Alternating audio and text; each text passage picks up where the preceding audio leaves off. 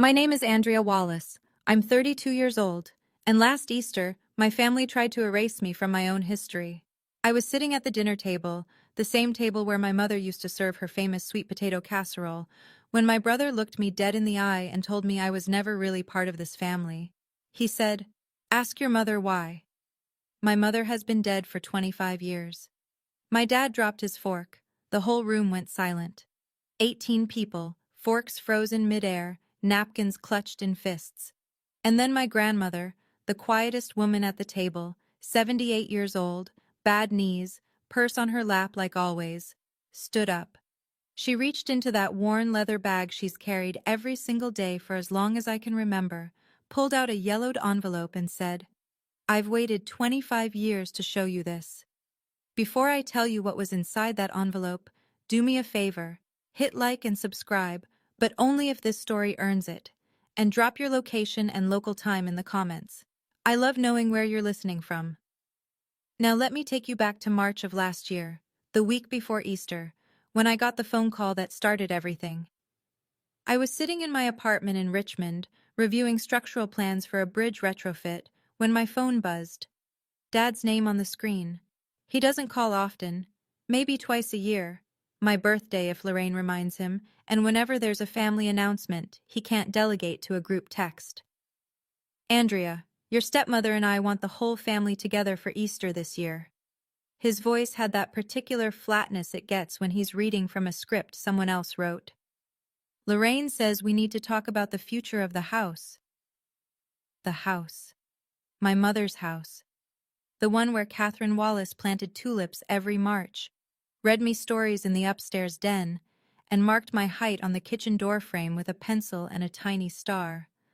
I hadn't been back since Thanksgiving, when Lorraine seated me at the far end of the table, next to the kitchen door, like hired help who'd wandered in from the wrong entrance. "Your grandmother Eleanor will be there too," Dad added. "She asked about you." That's what made me say yes. Not him, not the house. My grandmother. "One more thing," he said, and his tone shifted. Confused, almost apologetic. "Lorraine says to bring some form of identification, a driver's license or something. She says it's for some kind of paperwork." I set my pen down. "Paperwork? At Easter dinner?" "I don't know, sweetheart. She just said to bring it." After we hung up, I sat there for a long time, staring at the blueprints on my desk. I build things for a living. Bridges, overpasses, structures designed to bear enormous weight. I know what stress fractures look like before a collapse. And that phone call had fractures all through it. I should tell you about the house.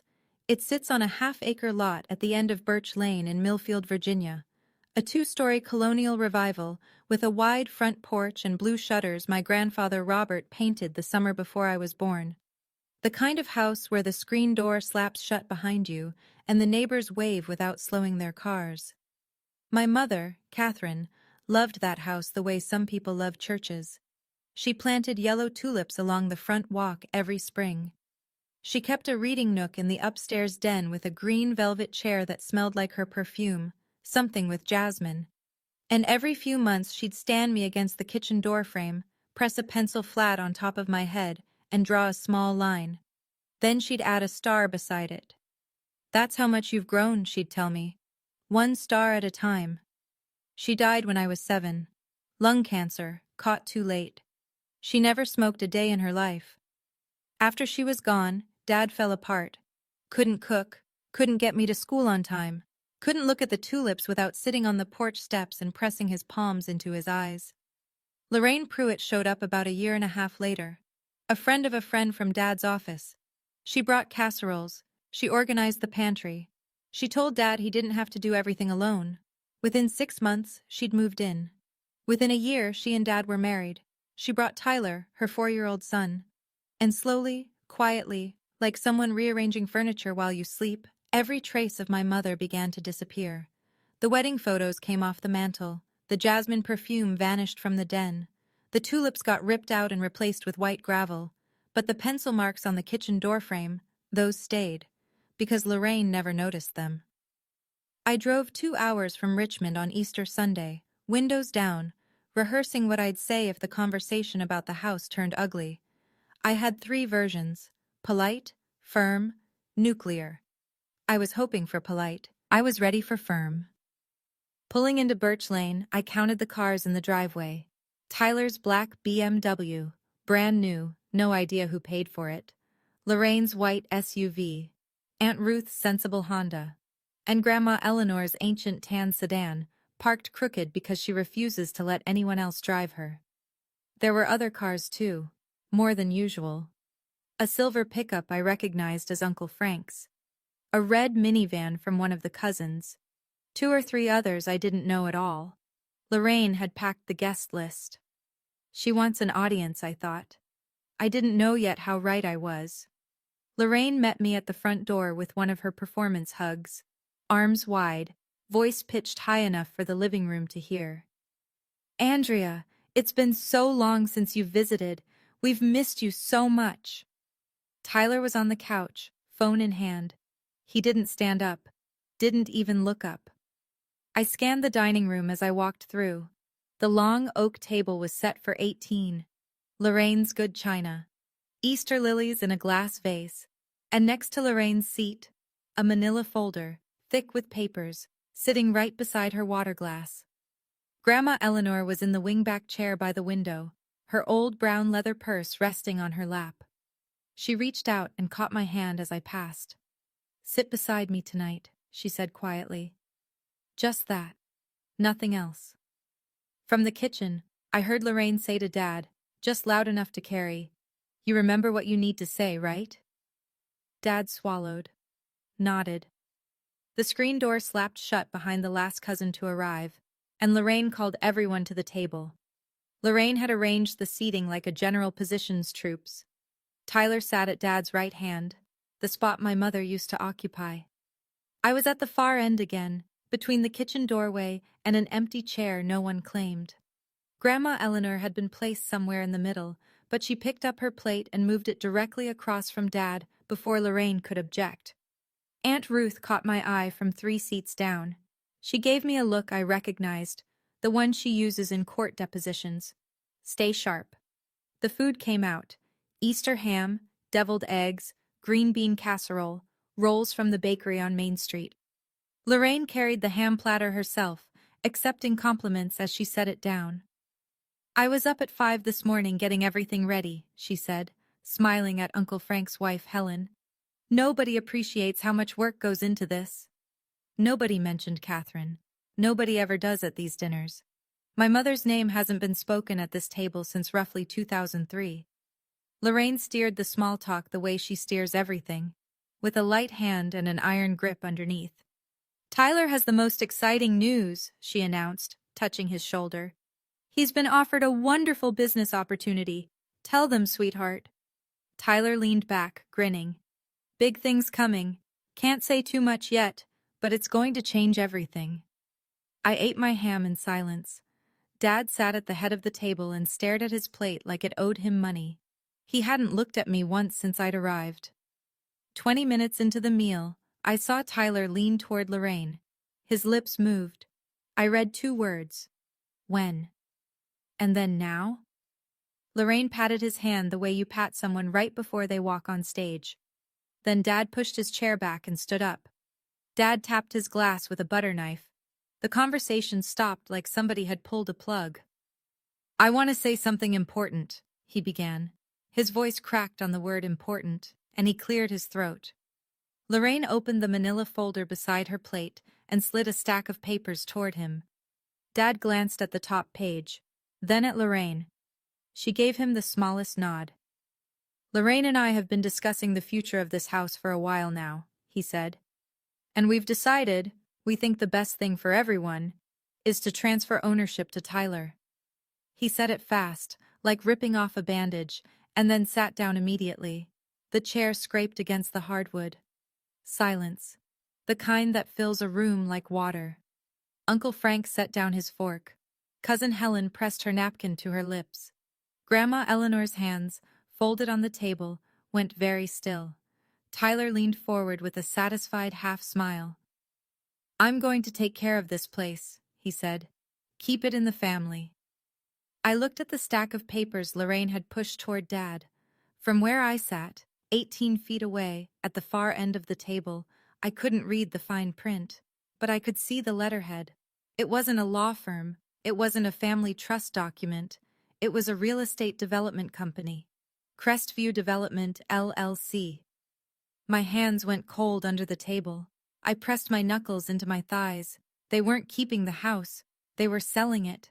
The doorframe, the porch, the spot where my mother planted tulips, all of it, bulldozed for condominiums or a strip mall or whatever Crestview Development builds on top of other people's memories.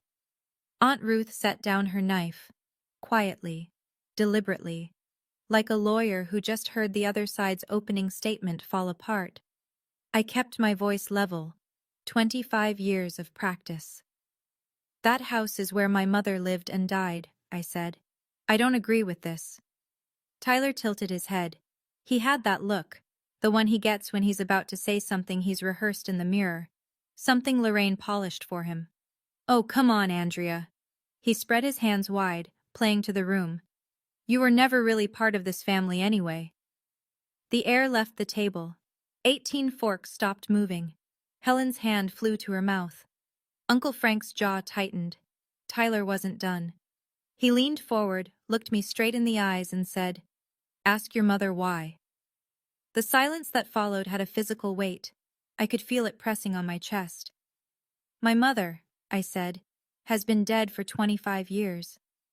Exactly. Tyler's smile didn't waver. So you can't ask her, but everyone at this table has heard the rumors. I looked at Dad. Dad had dropped his fork. It hit the edge of the plate with a sharp clink that echoed off the dining room walls. His face was gray. He stared at the tablecloth, and he did not look up. He did not tell Tyler to stop. He did not say a single word.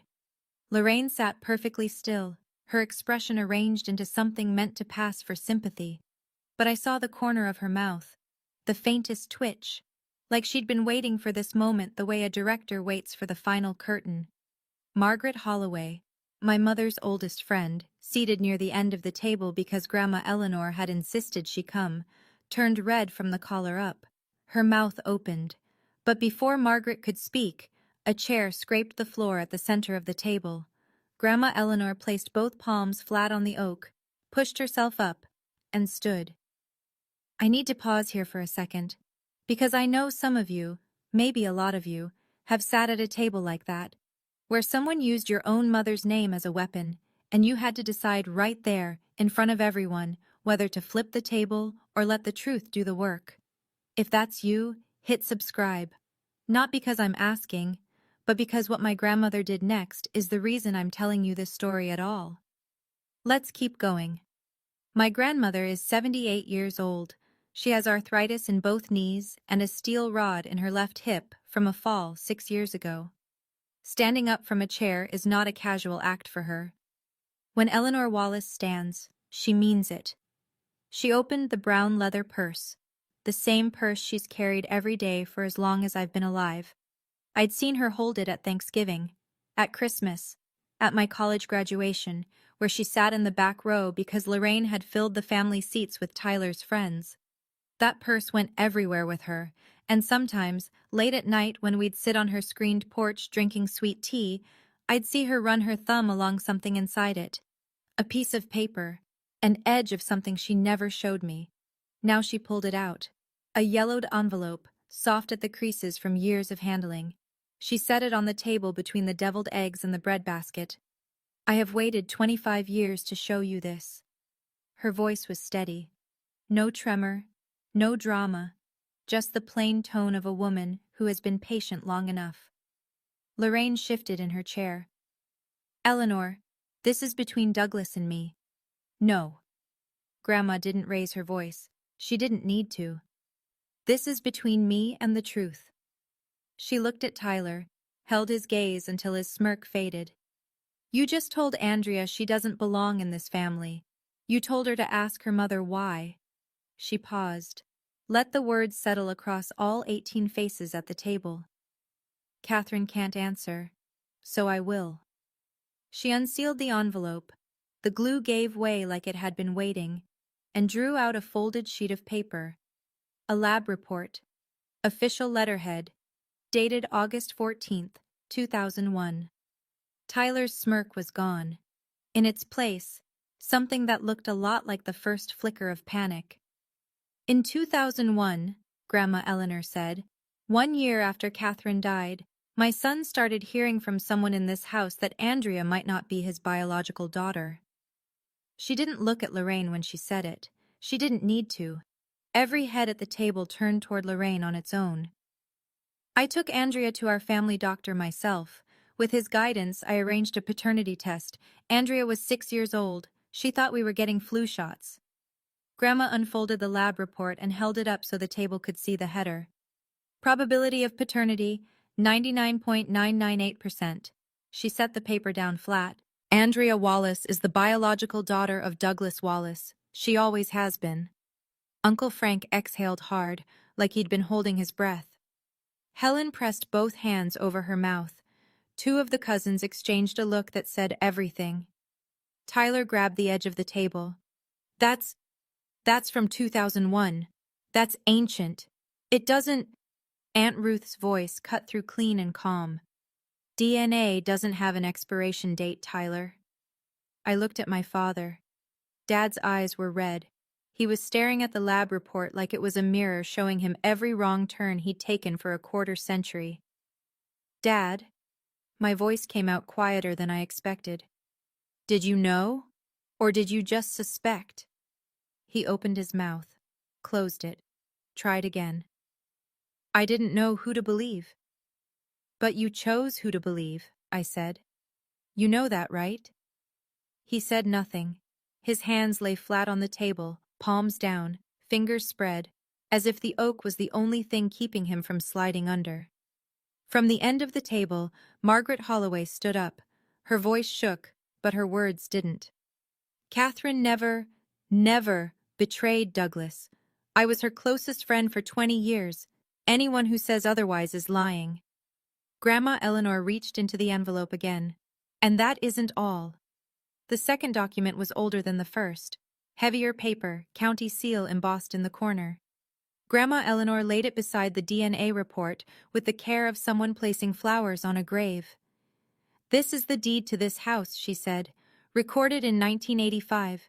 It lists two owners, Robert Wallace and Eleanor Wallace, joint tenancy with right of survivorship. She let the legal language hang in the air for a moment. Most of the table didn't know what it meant. Aunt Ruth did. I saw her close her eyes briefly, the way she does when a case turns in her favor. When Robert passed in 2012, Grandma continued, full ownership transferred to me, automatically. I never signed it over to Douglas. I never signed it over to anyone. Lorraine's face went white. Actual white. Not the flushed pink of anger, but the bloodless pale of someone who just heard the floor crack beneath them.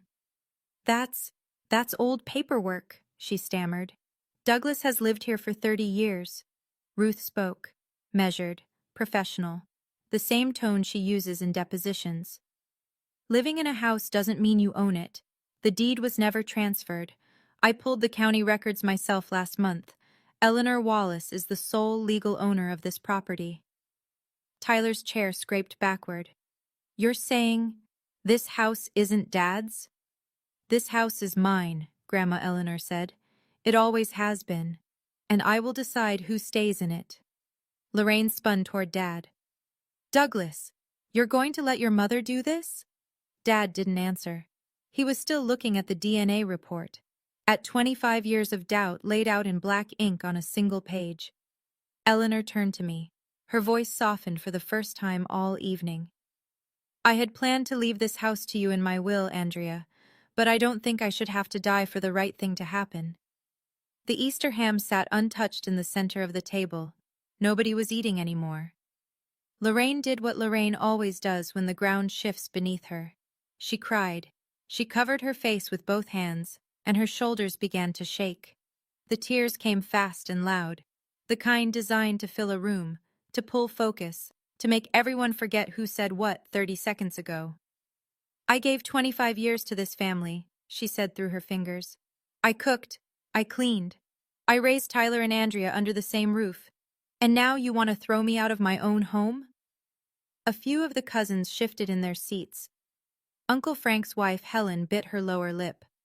Lorraine was good at this. She'd had a quarter-century of practice at turning herself into the injured party the moment someone held a mirror up to her. Tyler backed her immediately. Mom sacrificed everything for this family. Everything. Margaret Holloway didn't move. She just said calmly, "Lorraine, I watched you replace every photograph of Catherine in this house. One frame at a time. You call that sacrifice?" Lorraine dropped her hands. Her eyes were dry. I noticed it. Aunt Ruth noticed it. Grandma Eleanor had never stopped noticing. I was building a new home for a new family. A new family, Grandma Eleanor repeated, built on a lie about my dead daughter-in-law. The table went still again. The cousins who'd been wavering, the ones Lorraine's tears almost reached, pulled back. You could see it happen in real time, heads turning, eyes narrowing, postures shifting away from Lorraine like a tide retreating. One of the older cousins spoke up from the far side. "Hold on, what about the developer? What was that folder about?" Lorraine's hand moved instinctively toward the manila folder, but Aunt Ruth was closer, and faster. Ruth opened the folder with the calm efficiency of a woman who reads contracts for a living. She didn't ask permission. She didn't need it. Lorraine had left the papers on a shared dinner table in front of 18 witnesses. Inside, a letter of intent from Crestview Development, LLC.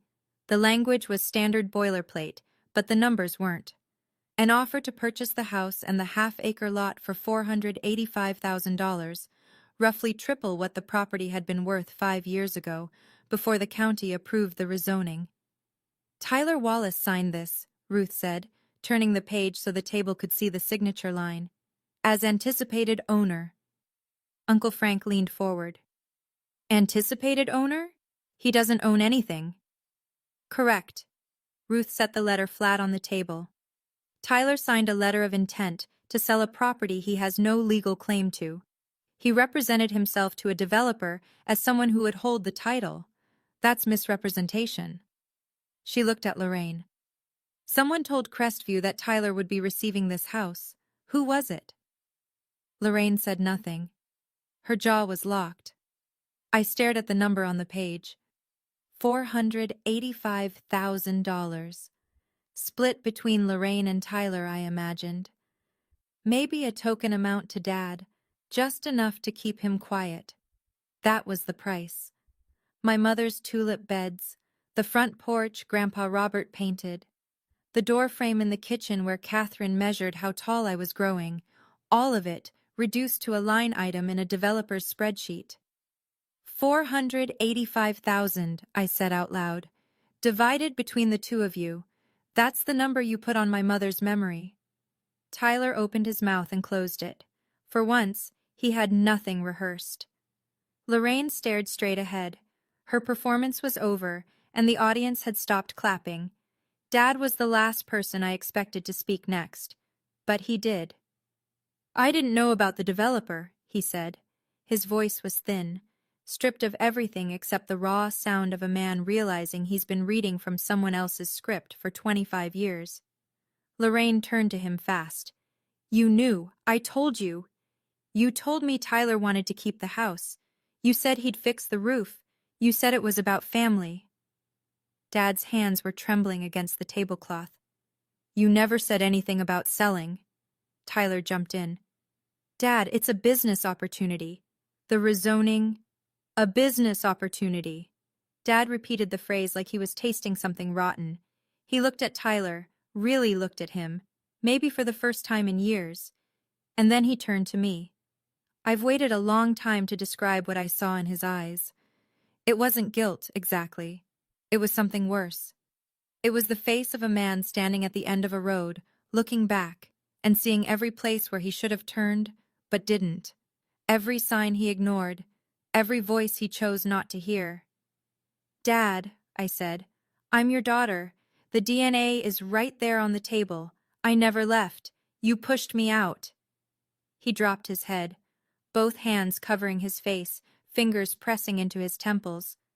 The same gesture I remember from the weeks after Mom died. The same collapse, 25 years later, at the same table. I didn't reach out to comfort him. I'm done pretending everything is fine when it isn't. Grandma Eleanor, still standing, turned to Lorraine. There's one more thing. Do you know why I invited Margaret Holloway tonight? Lorraine's eyes darted to Margaret, then back to Eleanor. Her mask slipped for a half second, just long enough for me to see real fear underneath. Margaret stood slowly, gripping the back of her chair. She's 62, retired school nurse, still lives 3 houses down from the one where she and my mother became friends the summer they were both pregnant. Margaret with her son, Catherine with me. Lorraine started spreading rumors about Catherine in 2002, Margaret said. The first week she moved into this house. The table held its breath. She told neighbors that Catherine used to disappear in the evenings. She implied Catherine was unfaithful. Margaret's voice shook, but it didn't break. Catherine didn't disappear in the evenings. Catherine had chemotherapy sessions on Tuesday and Thursday nights. She went at night because she wanted to be home with Andrea during the day. Helen gasped softly. One of the cousins pressed a hand to her chest. I know this, Margaret continued, because I drove Catherine to every appointment. I sat in the infusion room beside her, for 8 months, every Tuesday and Thursday. She looked at Lorraine. Catherine didn't betray anyone. The only thing she was guilty of was believing she'd live long enough to protect her daughter. Lorraine shook her head rapidly. Margaret, you're being emotional. I'm being honest. For the first time in 25 years, someone at this table is being honest about Catherine. I sat very still. My hands were shaking under the table, and I pressed them flat against my thighs to stop the trembling. I was not going to cry. Not here. Not in front of Lorraine. But something broke open in my chest. A grief I didn't know I was still carrying. My mother had been dying, and fighting to stay present for me, and someone had used those exact nights, those chemo nights, to build a lie that lasted a quarter century. Mom knew. I'm sure of it now. She knew Lorraine was circling. She just didn't have enough time or enough strength to fight both cancer and a con artist. Lorraine switched tactics the way a cornered animal switches direction. Fast, desperate, and all teeth. Andrea, she stood up. I raised you from the time you were 9 years old. I fed you. I clothed you. I kept a roof over your head. And this is how you repay me? By turning my own family against me? Tyler was right behind her. She's never been grateful. Not once. She moved to Richmond and never looked back. Lorraine turned to the rest of the table, arms spread, palms up, the universal gesture of a martyr on display. You all see this. I give 25 years of my life, and all I get is attacked. A few of the relatives shifted. Lorraine knows how to work a crowd. She's been doing it her entire marriage, positioning herself as the selfless wife, the devoted mother, the woman who held the Wallace family together when nobody else would. But Aunt Ruth leaned forward. Lorraine, Andrea paid her own student loans. She bought her own car. She put herself through college without asking Douglas for a dime. Ruth paused. What exactly is she being ungrateful for? Tyler jumped in. She wants the house. I set my napkin on the table. I don't want the house, Tyler. I want the truth. And the truth is sitting on this table in front of everyone. Lorraine pivoted toward Grandma Eleanor. Her voice dropped an octave. Dangerous now, not wounded. If you own this house, Eleanor, then why did you let us live here for 25 years? What kind of woman holds that over her son's family? It was a decent question. A strategic one. Designed to reframe Eleanor as the villain, the controlling matriarch pulling strings from behind the curtain. Grandma Eleanor looked at Lorraine for a long moment. Then she sat down, smoothed her napkin across her lap, and answered. Real quick, I see some of you already typing in the comments, and I love that. But let me ask you something specific. If you were sitting at that table and someone tried to use your dead mother's name to call you an outsider, what would your grandmother have done? Drop your answer below. Start with, my grandma would have, because some of these responses are going to be incredible. And while you're here, hit that like button. We're getting to the part where Lorraine realizes she built her entire empire on a foundation she never owned. I let you live here, Grandma Eleanor said, because Robert, my husband, loved Douglas. He wanted his son to have a home to raise a family in. That was the agreement, not a deed transfer, a handshake between a father and a son. She folded her hands on the table, steady, measured. I kept quiet for 25 years because I hoped Douglas would see the truth on his own. I hoped he'd look at Andrea and recognize Catherine's eyes. I hoped he'd ask himself why his daughter stopped coming home for holidays, why she never called. She glanced at Dad. He flinched. But Douglas didn't look, because someone kept standing between him and his daughter. She turned back to Lorraine. Every time he might have questioned the rumor, you reinforced it. A comment here, a question there. Don't you think Andrea looks different from you? Wasn't Catherine out late a lot before she got sick? Small things, drip by drip, until my son stopped trusting the one person who never gave him a reason to doubt. Eleanor touched the yellowed envelope. I carried this every day, not as a weapon, as a reminder to myself that Andrea is a Wallace. Every night I opened it, I told myself, one day, she'll need this. I prayed that day would never come. She looked at Lorraine. Today it came. Because you did this in front of me, in front of everyone. If I stay silent tonight, it means I agree, and I will not agree to the erasure of my granddaughter. Nobody spoke. Uncle Frank was gripping the edge of the table. Helen had tears on her cheeks. Even the cousins who barely knew me were staring at Eleanor with something that looked like reverence. I don't control this family, Lorraine, but I will protect Catherine's name in this house, because Catherine can't protect it herself. Tyler kicked his chair backward. It struck the wall behind him, and the crack of wood against plaster silenced whatever murmuring had started among the cousins. This is garbage, he said. His face was flushed, the veins in his neck standing out. The polished performance from earlier was gone, stripped away like a cheap coat of paint. I've been here 25 years. I mowed the lawn. I was here. She, he jabbed a finger at me, ran off to Richmond the second she could. Aunt Ruth's voice didn't rise a single decibel. Tyler, when was the last time you fixed the roof? What? The roof. You told Lorraine you'd fix it. Douglas hired a contractor last October. I saw the invoice, $2,200. Tyler blinked. I was going to fix it, when the house was mine. And instead you signed a letter selling it to a developer, I said. So, which was it, Tyler? Were you going to take care of the house, or were you going to demolish it? He swung toward Lorraine. Mom, say something. Lorraine sat rigid. She scanned the room, face by face, seat by seat, looking for an ally. She found none. Uncle Frank wouldn't meet her eyes. Helen was shaking her head slowly. The cousins who'd wavered earlier had gone still, arms crossed, mouths shut. Tyler slammed his palm on the table. Fine. If this house belongs to Grandma, then who's she giving it to? Andrea? She doesn't even live in Millfield. Grandma Eleanor didn't flinch at the noise. She looked at Tyler with something close to pity. You're right. Andrea doesn't live here, because no one in this family gave her a reason to stay. Tyler opened his mouth. Nothing came out. He stood there, hands still flat on the table, a man-sized boy who had just discovered the stage lights were off and the audience had left. It started with Uncle Frank. He set his napkin on the table and looked at Lorraine the way you look at someone whose story just stopped adding up. Lorraine, for years, every time I asked about Andrea, you told me she didn't want to come around. You said she had issues with the new family structure. He paused. Were those Andrea's words or yours? Lorraine pressed her lips together. I was trying to give her space. Helen leaned in.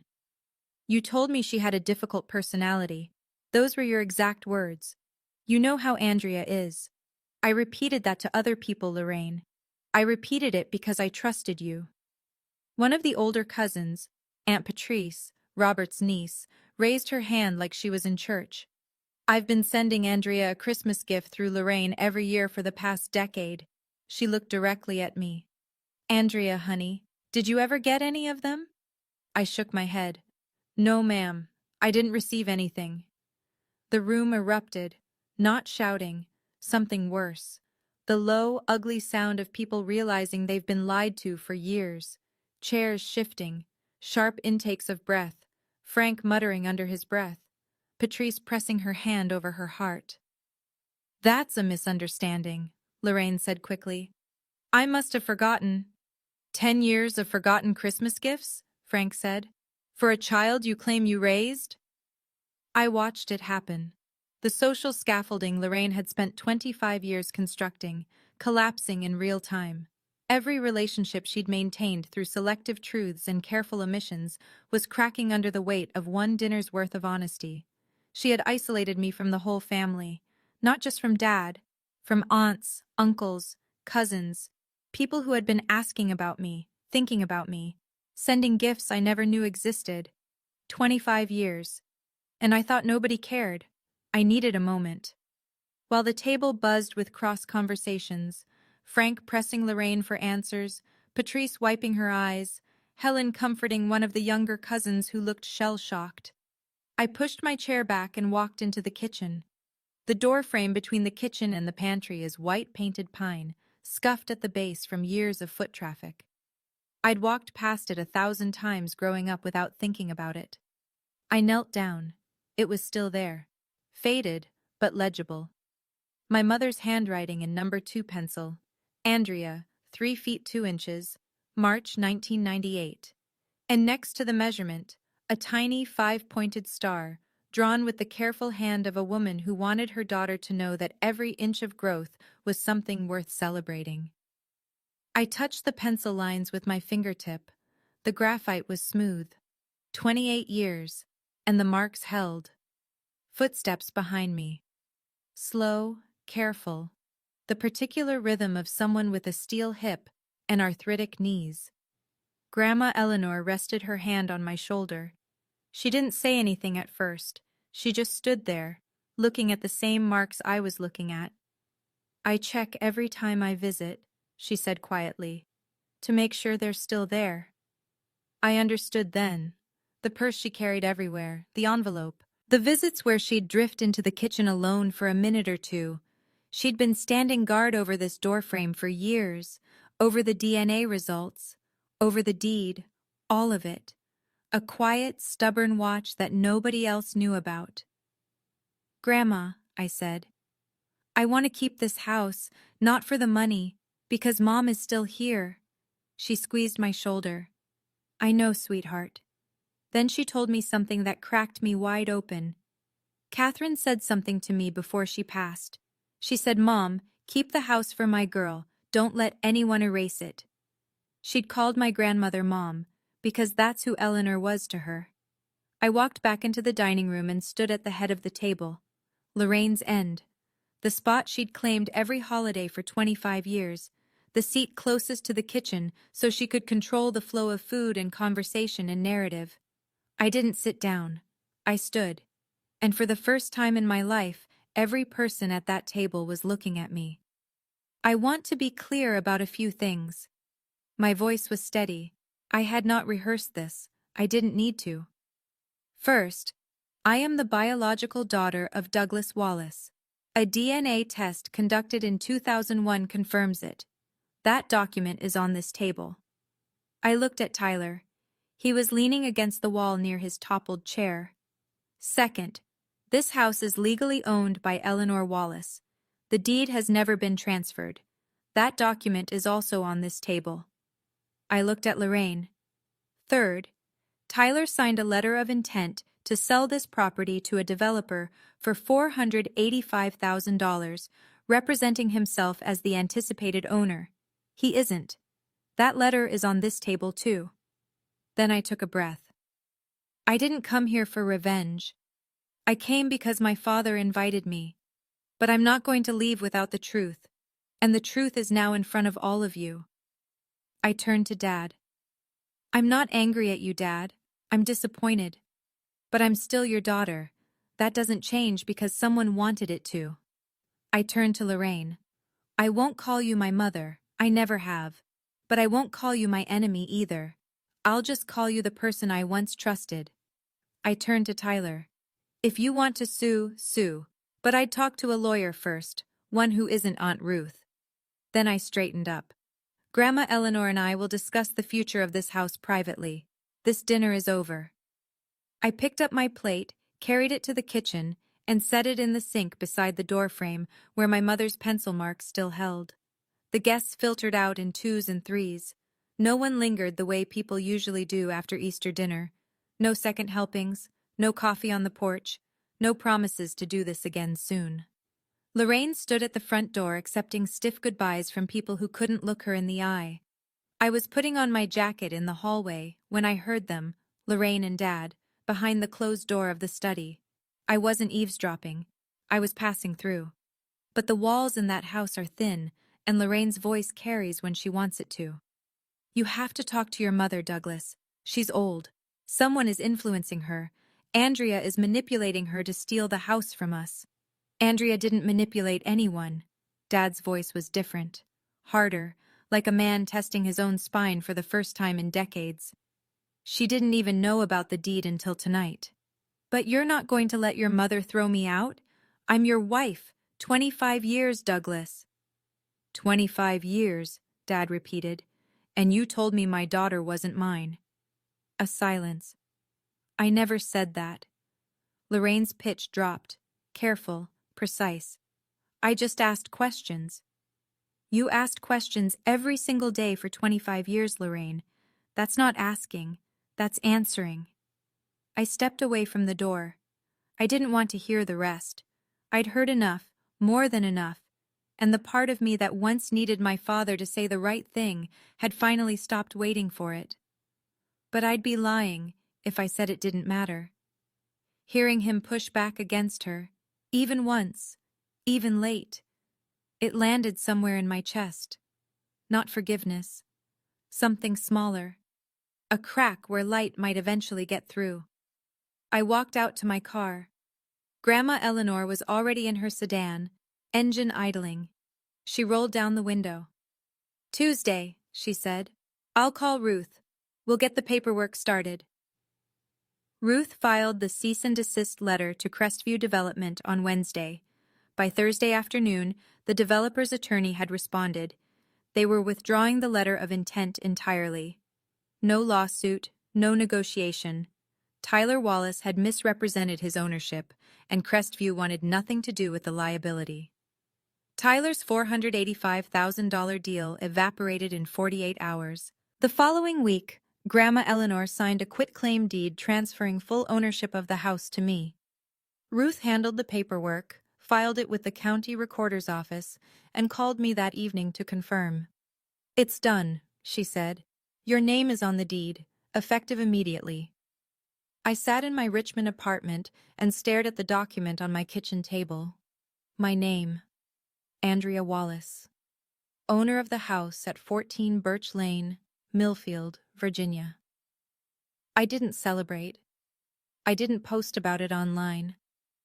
I just sat there for a very long time, thinking about a woman who planted tulips and drew stars on door frames and died before she could see what happened to either one. In Millfield, the news traveled the way news travels in small towns, through the post office, the hardware store, the church parking lot after Sunday service. By the following weekend, everyone knew. Lorraine Wallace's 25-year narrative had collapsed, and the wreckage was public. Her friends from the Women's Auxiliary at Grace Lutheran quietly stopped calling. The invitations to book club and the Fall Bazaar Committee dried up. People are generous with second chances in small towns, but deliberate deception, the kind that spans a whole generation, crosses a line that casseroles can't fix. Tyler landed on a developer blacklist. Misrepresentation, even in a non-binding letter, has consequences in a small market. No one in Millfield or the surrounding counties would partner with him. My father called me 4 times that week. I didn't answer. 2 weeks after Easter, I drove to Millfield with a single key on a plain ring. Grandma Eleanor had pressed it into my hand the morning after the deed transfer. "The back door sticks," she'd told me. "Jiggle it left, then push." Lorraine and Tyler had moved out. Eleanor gave them 2 weeks. They took 11 days. Dad was still there, sleeping in the downstairs guest room, keeping to himself. I didn't know what to say to him yet, so I planned my first visit for a Saturday morning when he'd be at the hardware store. The house was quiet when I walked in, the kind of quiet that only happens when someone aggressive has finally left a space, like the air itself unclenched. I went straight to the kitchen, knelt at the doorframe. Andrea, 3 feet 2 inches, March 1998. The star, still there, untouched. Then I checked the coat closet under the stairs, the one Lorraine used for storage. Behind the vacuum and a stack of old tablecloths, I found a cardboard box I'd never seen before. Inside, my parents' wedding photo. Catherine and Douglas on the courthouse steps, her hair pinned with daisies. A baby picture of me, still in the hospital bracelet, and a slim hardcover book, Goodnight Moon, with my mother's handwriting on the inside cover. For Andrea. Read this when the world gets loud. Love, Mom. Lorraine had packed my mother into a box and shoved her under the stairs. For 25 years. I carried the box to the living room, set the wedding photo on the mantel, above the fireplace, where Lorraine's anniversary portrait had hung. Catherine Wallace looked out into the room she'd loved, young and smiling, daisies in her hair. On the kitchen counter I found an envelope. Grandma Eleanor's handwriting. "This house is yours now. Keep the pencil marks, and plant the tulips." A month after Easter, I finally picked up when Dad called. We met at Becker's Diner on Route 11, neutral ground, vinyl booths, coffee that tastes like it's been on the burner since 1987. He was already sitting when I walked in. He looked smaller than I remembered, thinner, like the scaffolding Lorraine had built around him had been removed, and he didn't know how to hold himself up without it. "I'm sorry, Andrea." He said it before I'd even slid into the booth. "I know that's not enough." "It isn't," I said, "but I want to hear you say it anyway." He wrapped both hands around his coffee mug. Lorraine started early, right after she moved in. She'd say things, nothing big at first. "Doesn't Andrea look different from you?" "Catherine was always out in the evenings, wasn't she?" I told myself I didn't believe it, but she said it every day. "Every single day, Andrea." And after a while the question stopped sounding like a question. "You could have asked Grandma. You could have run a DNA test yourself." I was afraid of the answer. "You were more afraid of losing Lorraine than losing me." He didn't argue.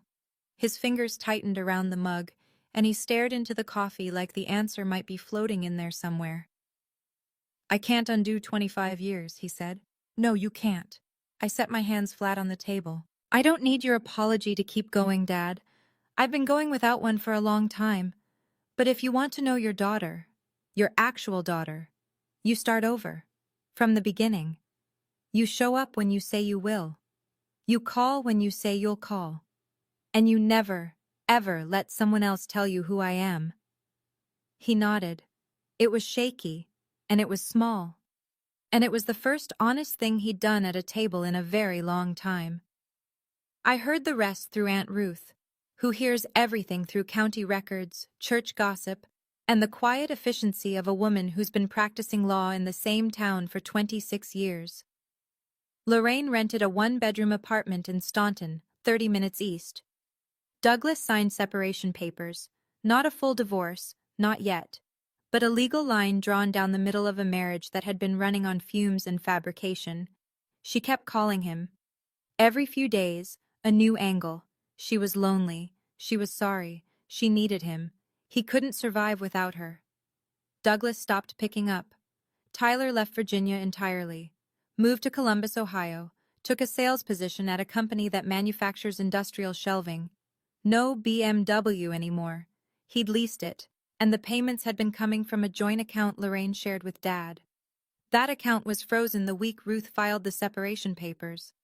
Lorraine lost her seat on the Grace Lutheran Women's Auxiliary. Nobody asked her to resign. They just stopped adding her name to the email chain. In a small town, that's the equivalent of a public sentencing. I didn't track any of this on purpose. I didn't need Lorraine to suffer to feel whole. Her consequences were hers. The natural result of building a life on a foundation of lies and then losing the deed to the ground beneath it. She sent me one text message 6 weeks after Easter. "You tore this family apart." I read it, deleted it, didn't reply. There was a time when that message would have gutted me, when I would have stared at the screen for hours, wondering if she was right, wondering if keeping the truth quiet would have been the kinder thing. But kindness that requires you to accept your own erasure isn't kindness. It's compliance. I put my phone down and went out to the porch to water the tulip bulbs I'd just planted. I started working on the house in May. Weekends only. I'd drive down from Richmond on Friday evening, work Saturday and Sunday, and head back before dark. The bones were good. Grandpa Robert built things to last, and the structure hadn't changed much in 40 years. What needed fixing was cosmetic, and most of it was reversal, putting back what Lorraine had removed. I painted the porch trim the same blue Grandpa had used. I found the original color on a paint chip tucked inside his workshop journal in the garage. I left the front door as it was, but I painted around the smudge near the bottom, a faded streak of pink from when I was 5 and Mom let me help. That smudge stays. I dug out the white gravel Lorraine had laid over the front flower beds and turned the soil. Planted yellow tulips, the same Dutch variety Mom used to order from a catalog every fall. Margaret Holloway brought over a flat of them from the nursery in Waynesboro. "Catherine's favorites," she said. "Emperor tulips. They come back every year if you leave them alone." I hung photographs. Catherine and Douglas on the courthouse steps. Me as a newborn. A picture Margaret had found in her own closet. My mother holding me on the porch of this house, summer of 1993, sunlight catching the daisies in the window box behind us. I'd never seen that photo before. I framed it and hung it next to the kitchen door frame, where the pencil marks are. One Saturday in late June, Dad showed up with a ladder and a box of shingles. He didn't ask if he was welcome. He just started patching the south-facing section of the roof that had been leaking since winter. I brought him a glass of water. He drank it. We didn't talk much, but he was there. And for now, that counted. In July, I set a table on the front porch. Nothing fancy. A folding table from the garage. A checkered cloth Margaret lent me. Mason jars with lemonade, grilled chicken, a green salad with tomatoes from Eleanor's garden. Grandma Eleanor got the seat at the head. I didn't have to think about it. She earned it a long time ago. Aunt Ruth came. Margaret came. Aunt Patrice drove in from Roanoke with a pecan pie and an apology for 10 years of Christmas gifts that never reached me. Uncle Frank and Helen brought sweet corn from their garden. Nobody mentioned Lorraine. Nobody mentioned Tyler. There was nothing to say about them that the dinner table hadn't already settled. I made sweet potato casserole. Catherine's recipe. Margaret had written it from memory on an index card. The measurements approximate. The oven temperature a guess. She never measured anything exactly, Margaret told me. She cooked by feel. It came out slightly oversweet and a little soft in the middle. Not perfect, but it was hers, and now it was mine, and Eleanor took a second helping without being asked. Dad arrived 20 minutes late. He stood at the porch gate with his hands in his pockets, looking at the table like he wasn't sure which version of the Wallace family this was. I caught his eye, nodded. He came up the steps and sat in the last open chair, the one at the end of the table near the porch railing, the seat I used to sit in at Lorraine's dinners. He didn't complain. He didn't comment. He just sat, and he ate. And when Eleanor told a story about Grandpa Robert burning the Thanksgiving turkey in 1979, he laughed. A real laugh. The first one I'd heard from him in years. I looked around the table. This was my family. Not the one I'd been assigned, the one I chose to keep. If you're still listening, and I hope you are, let me tell you something I didn't understand until that summer. I spent 25 years waiting for my father to see me, waiting for him to look past Lorraine, past the whispers, past whatever doubt she dripped into his ear day after day, and recognize his own daughter. I thought if I worked hard enough, stayed quiet enough, never caused trouble, he'd finally turn around and say, "There you are." He never did. And it wasn't because I was invisible. It was because someone kept standing in his line of sight, and he let her. I don't hate Lorraine. I don't hate Tyler. I hate the silence. 25 years of it, from my father and from me. I played my part in it too. I stopped coming home. I stopped calling. I told myself I was protecting my peace, but part of it was fear. Fear that if I pushed too hard, I'd lose the last thread connecting me to this family, to this house, to my mother. You want to know my biggest regret? It isn't the Easter dinner. It isn't being humiliated in front of 18 people. It's this. I never once sat down with my grandmother and asked, what really happened? The truth was always there, in her purse, on the doorframe, in Margaret's memory. I just needed to ask the question sooner. But I also know this. The moment you learn the truth matters less than what you do with it. You can use it as a weapon or a foundation. I chose foundation. I kept the house. I planted the tulips. I hung my mother's pictures. And I stopped waiting for someone else to tell me I belonged. I belong because I say so. The deed is in my name. And the pencil marks on the doorframe are in my mother's handwriting. That's enough proof for anyone. Since that Easter, I've been living by a few new rules. Nothing dramatic, just lines I drew for myself that help me sleep at night. 1. I don't explain where I belong anymore. The DNA said it. The deed said it. The doorframe said it. If someone still has questions after all of that, the problem isn't my evidence. It's their willingness to look at it. 2. I welcome my father when he shows up. But I don't go searching for him. For 25 years, I knocked on a door that kept closing. The door to my house is open now, wide open. But he has to walk through it himself. No shortcuts, no one else carrying him. 3. I plant tulips every spring. Yellow emperor tulips, the same ones my mother ordered from the catalog. They go in the front beds along the walk, where Lorraine's white gravel used to be. Every March, they push through the cold soil, and every March, I stand on the porch and watch them open. They come back because that's what tulips do. They survive the frost, and they bloom anyway. My mother would have liked that metaphor. She probably would have said I was being dramatic. And 4, I make sweet potato casserole for every holiday. Catherine's recipe. Margaret's handwriting on an index card. The measurements are approximate. The oven temperature is a guess. It's never quite right, and that's exactly the point. My mother didn't leave me this recipe in a will.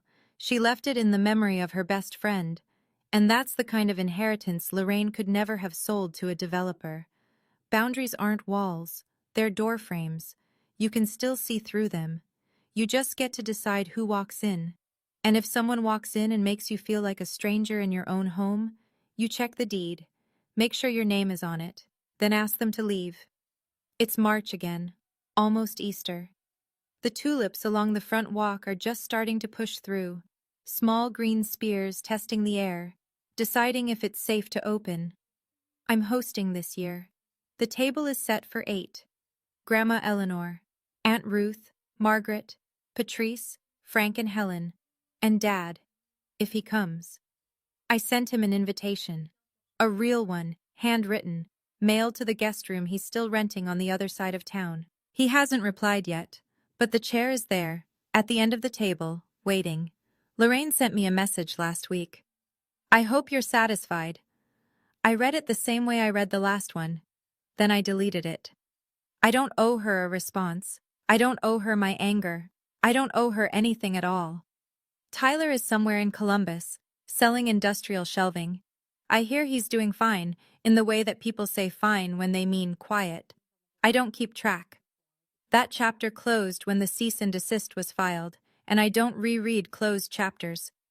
Last night, I walked through the kitchen on my way to bed. I stopped at the doorframe, the way I always do. The pencil marks were there. Andrea, 3 feet 2 inches, March 1998. The star my mother drew beside it. I picked up a pencil from the counter, reached up and drew a second star, right next to hers, small and careful, the way she taught me. She measured how tall I was. I'm measuring how far I've come. My name is Andrea Wallace. I'm 32 years old. This is my house. And the woman who built the lies is gone. But the woman who drew the stars, she's still right here, in every mark on this doorframe, in every tulip pushing through the soil, in every plate of sweet potato casserole that doesn't come out quite right. She's here. And so am I. That's my story. And if it hit close to home, if you've ever sat at a table where your own family made you feel like a guest in your own life, I want to hear about it. Drop a comment below. My boundary moment was, because I believe every woman who draws a line gives permission to the next one. If you want more stories like this, check the description. I've linked a few that'll keep you up past your bedtime. Hit subscribe if you haven't already. Share this with someone who needs to hear it tonight. And remember, you don't need anyone's permission to belong in your own life. See you in the next one.